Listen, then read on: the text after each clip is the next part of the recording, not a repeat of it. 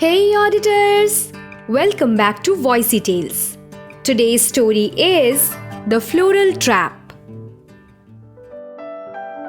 Cynthia was a technical support specialist in a bustling call center where the phones rang continuously with irate customers seeking assistance.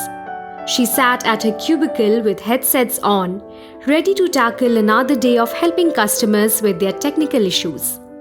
The morning had been a blur of back-to-back calls, with Cynthia doing her best to troubleshoot and resolve the myriad of technical problems thrown her way.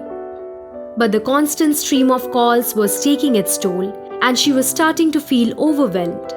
As she sat down at her desk after a quick lunch break, Cynthia braced herself for another round of challenging calls. Her desk was cluttered with sticky notes, manuals, and a half-empty cup of coffee. The ringing of the phone seemed to amplify, and she could already hear the frustration in the voice of the customer on the other end. She took a deep breath and answered the call with her usual greeting, but the customer on the other end was livid. He had been on hold for nearly an hour and was fed up for waiting so long. Cynthia did her best to apologize and explain the situation, but the customer was not interested in listening. His voice grew louder and he began to berate Cynthia, blaming her for his inconvenience. Cynthia's heart started to race as she tried to remain calm and professional. She knew it wasn't her fault, but the customer's anger was evident and his words stung. She could feel her stress levels rising as she struggled to find a solution to his problems while managing his hostility. Despite her best efforts to assist him, the customer's frustration only escalated. He became increasingly rude and disrespectful, making personal attacks and belittling Cynthia's abilities. She felt a knot forming in her stomach and her hands clenched tightly around her headset. Out of frustration, she hung up the phone and let out a sigh of relief. The phone rang again and it was the same caller. He sounded even more angry and offended as Cynthia had hung up on him.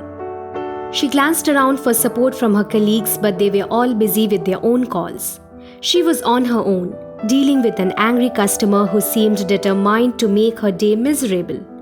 She tried to remain composed, but the constant barrage of insults was taking its toll. Finally, after what felt like an eternity, Cynthia managed to find a solution to the customer's issue. She explained it to him with patience and professionalism despite his continued hostility. The customer grudgingly thanked her before abruptly ending the call. Cynthia took a deep breath and leaned back in her chair, feeling drained and emotionally exhausted. She glanced at the clock and realized that the call had taken up a significant chunk of her afternoon, leaving her with a pile of pending tickets and missed calls. As she closed her eyes and took a moment to collect herself, Cynthia's phone rang again and she braced herself for the next call, steeling herself for another potential encounter with an irate customer. But as she put on her headset, she was surprised to hear a familiar voice on the other end. It was the same customer who had been so angry earlier. This time his tone was completely different.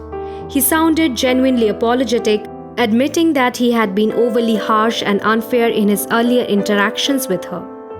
He thanked her for her patience and assistance, and Cynthia was taken aback by the sudden change in his behavior. She accepted his apology graciously and reassured him that she was there to help. They worked together to resolve his remaining concerns, and by the end of the call, the customer was sincerely grateful for Cynthia's assistance. He apologized for his rude behavior earlier and asked for Cynthia's name, explaining that he wanted to send her a present as an apology. Cynthia was hesitant, as she wasn't supposed to disclose her name to the customers, but the man insisted. Reluctantly, she told him her name was Cynthia. The next morning, when Cynthia arrived at her workplace, she found a large bouquet of flowers on her desk.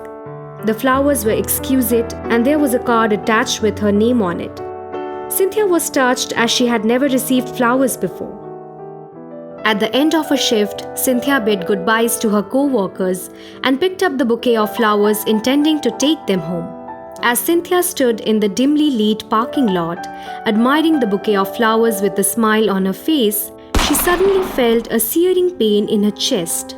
Blood gushed from the gunshot wounds as she stumbled back, dropping the flowers in shock. She looked up to see a small bald man pointing a gun at her. His eyes were filled with rage. "Nobody hangs up on me," he whispered, pulling the trigger again. Cynthia's instincts kicked in and she lunged at him, desperate to escape. She managed to knock the gun out of his hand, but not before another shot grazed her arm, leaving a trail of blood. With adrenaline coursing through her veins, Cynthia fought with all her might. She clawed at the man's face, scratched his eyes, and kicked him with all her strength. Her colleagues from the call center heard the commotion and rushed to the scene, witnessing the harrowing sight of Cynthia battling for her life.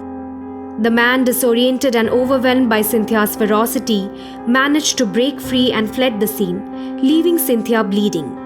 Her colleagues called for an ambulance and Cynthia was rushed to the hospital. The doctors worked tirelessly to save her. The wounds were severe and Cynthia underwent multiple surgeries. Her colleagues and loved ones anxiously waited for any news of her condition. After hours of uncertainty, Cynthia finally regained consciousness.